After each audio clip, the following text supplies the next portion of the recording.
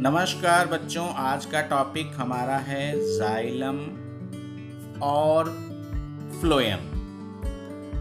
बच्चों, जाइलम और फ्लोएम दो कंडक्टिव टिश्यू हैं जो कंडक्शन करते हैं प्लांट्स में, और ये दोनों वैस्कुलर टिश्यू हैं। और जब वैस्कुलर टिश्यू हैं तो वैस्कुलर प्लांट्स में पाए जाते हैं। जाइलम क्या है?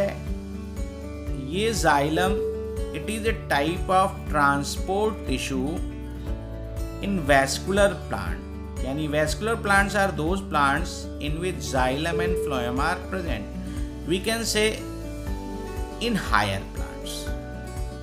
Xylem transports water and mineral. Xylem जो है वाटर और मिनरल को ट्रांसपोर्ट करता है।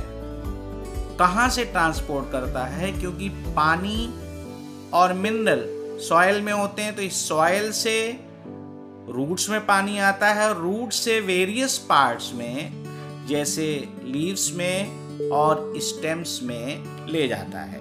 जाइलम के दो मेन कंपोनेंट होते हैं, आप देख रहे हैं डायग्राम में, एक ट्रैकीड्स और एक वेसल्स।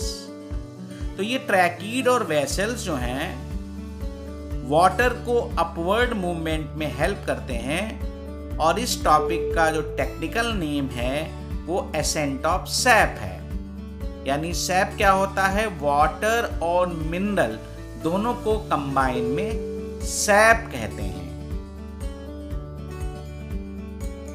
बच्चों, फ्लोएम दूसरा कंडक्टिव टिश्यू है। ये फ्लोएम है हमारा कंडक्टिव टिश्यू। तो ये फ्लोएम जो है बहुत इंपॉर्टेंट होता है कि इसका रोल है transport of food and inorganic nutrients, जिसको हम ट्रांसलोकेशन कहते हैं। तो फूड क्या होता है? शुगर्स होते हैं जैसे सुक्रोज। अब हर पार्ट को फूड की जरूरत है, तो हर पार्ट को फूड प्रोवाइड करने के लिए फ्लोएम जरूरी है। अगर हम फ्लोएम की स्ट्रक्चर देखें तो ये सीव ट्यूब, कंपेनियन सेल और फ्लोएम पैरेन्काइमा से मिलकर बनता है। बच्चों, जाइलम और फ्लोएम दोनों वैस्कुलर टिश्यू, जैसा कि हमने पहले बोला।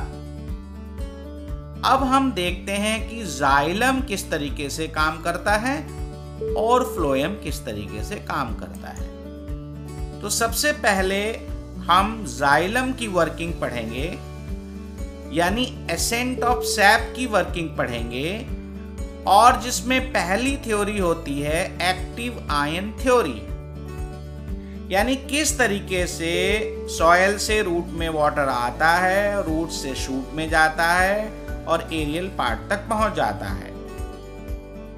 देखिए, जो जाइलम की वेसल्स हैं और ट्रैकीड्स हैं, दे आर इंटरकनेक्टेड, आपस में इंटरकनेक्ट होती हैं और वाटर कंडक्टिंग चैनल बनाती हैं। Again repeat, water conducting channels बनाती हैं सेल में।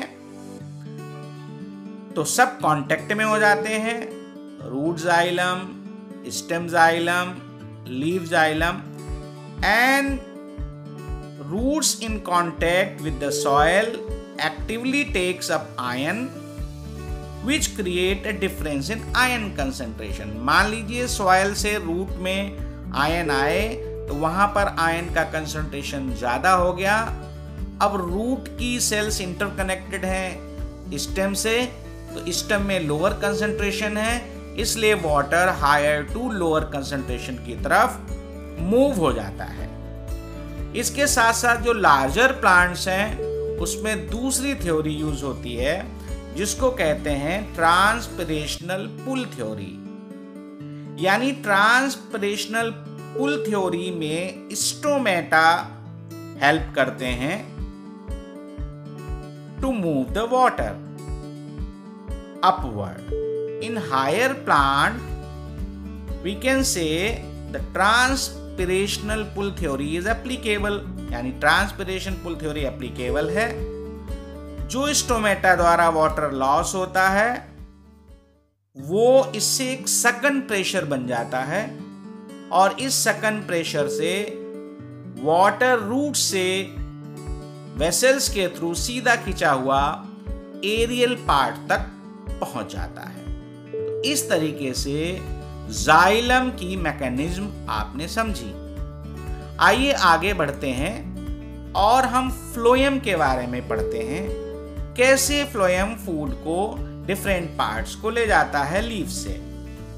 The transport of food in plant is called translocation. ये बात जाननी बहुत जरूरी है कि फूड का ट्रांसपोर्टेशन जो है वो ट्रांसलोकेशन कहलाता है। इस पर 10th में क्वेश्चन भी आते हैं, व्हाट इज ट्रांसलोकेशन।